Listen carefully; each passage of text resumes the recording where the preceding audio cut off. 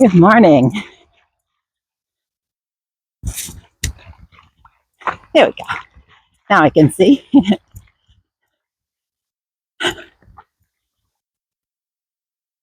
Good morning, good afternoon, good evening, wherever you are today on this beautiful earth. I am in the middle of a 10-mile run this morning. I might do 11 if I have the time, but I have some plans later on this afternoon and I need to adjust my schedule for that. So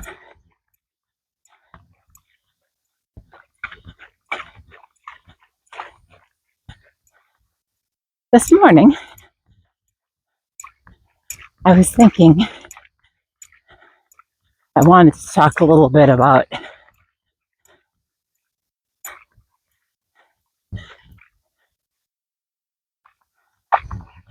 some slightly delicate topics.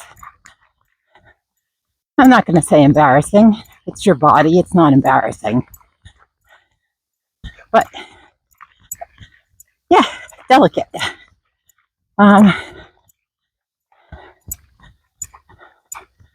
First and foremost is stomach issues. We know what stomach issues is code for. An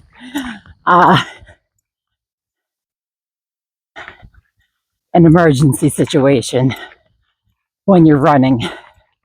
And if you're running, you know what I'm talking about. I'm very lucky that I live in a city that has a lot of green spaces and therefore has a lot of porta potties. But I will say that as my season goes into winter, those porta potties are sometimes not available. So there's a couple of things I do. I make sure I get up early enough so that I have a chance, if I need to go to the bathroom. Not everybody works like that, though. I know some people get up and have their routine. They can put it down to an exact science, but everybody's stomach is different. I find mine will not activate until I run, which is horrible.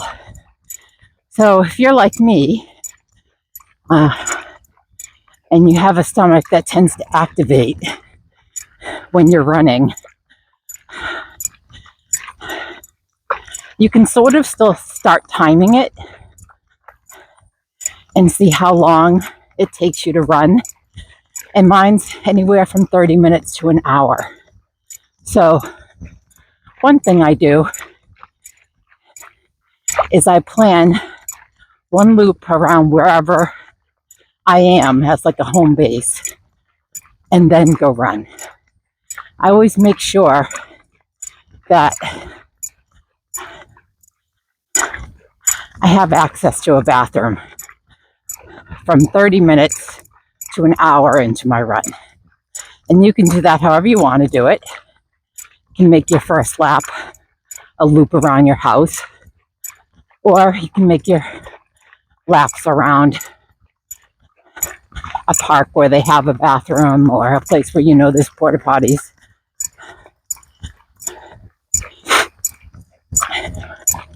But that's what helps me. Now, even saying that, I've had times where I got to my safe time, didn't need the bathroom, and kept going. And then later, need the bathroom. That's something that happened for sure. This is a beautiful scene this morning, except for the green slime on the pond, but beautiful. So I've had times when I passed my marker and I'm like, okay, well, everything's fine. And it wasn't. And then you have that, you have to go to the bathroom and there's absolutely nothing you can do about it. And you know what I'm talking about. So when you pack up your vest, or if you wear a waist belt, or whatever you do,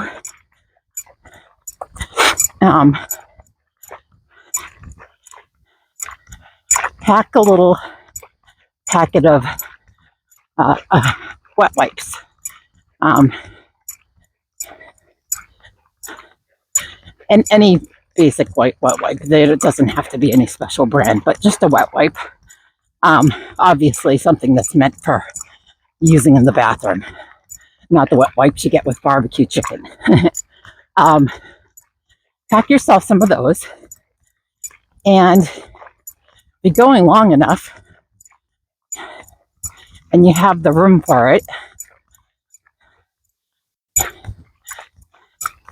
you can always pack yourself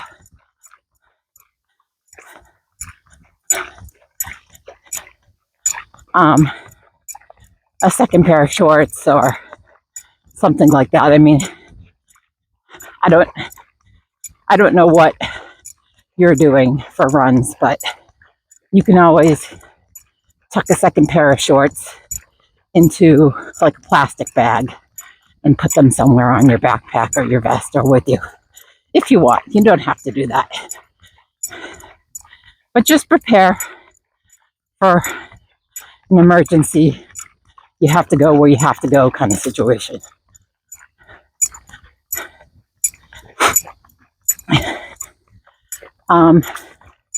Sometimes if I'm going to do a really long run and my stomach doesn't feel great, I'll take half of an Imodium just to kind of settle things a little bit. But you have to be careful with the Imodiums because they really will stop you from having to go to the bathroom at all, which is not enjoyable. So those things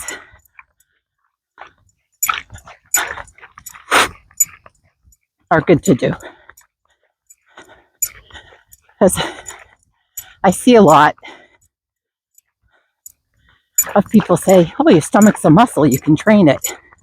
I mean, that's true, but some people will just constantly have those issues. They have a sensitive stomach, they have irritable bowel, whatever it is. Some people, like me, will just not be able to train my stomach to respond the way I want it to, which is to go to the bathroom before I leave the house.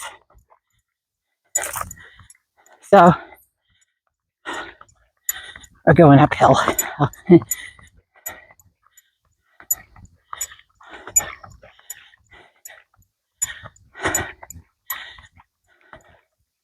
So one thing I've accepted is that things will happen, and your body doesn't care.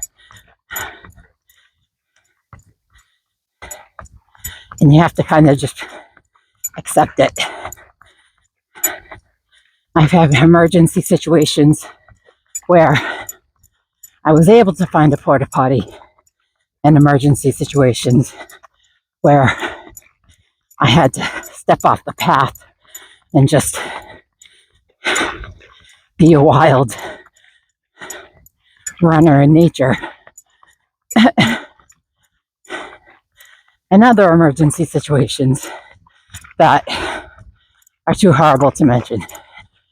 Needless to say, I'm still out here running. I've had a couple of those situations happen, and I go home and I'm like, well, we'll try it again.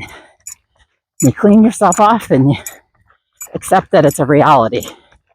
It is what it is.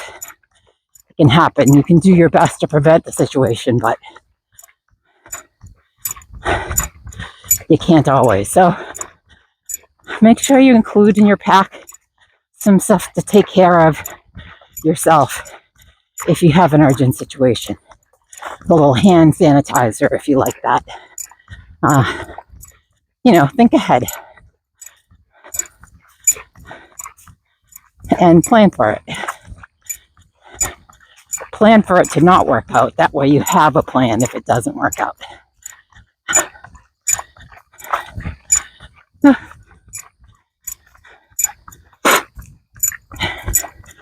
So those were my thoughts about that.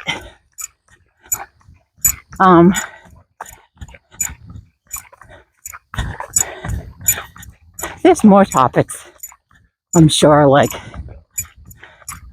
other things that come to mind when you think about running and things that people don't talk about much.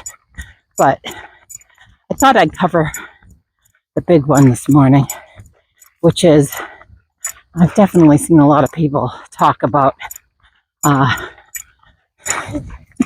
I saw somebody call it a code brown, which is terrible and horrible and juvenile, but funny.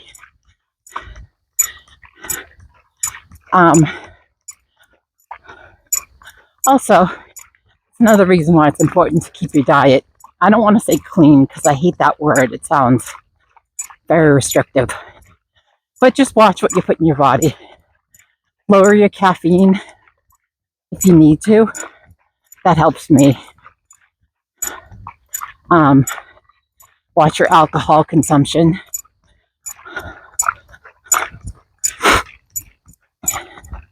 Basically, you can look it up online, find out what things can make your stomach more active, like caffeine and alcohol, and try to make sure you cut down on those things.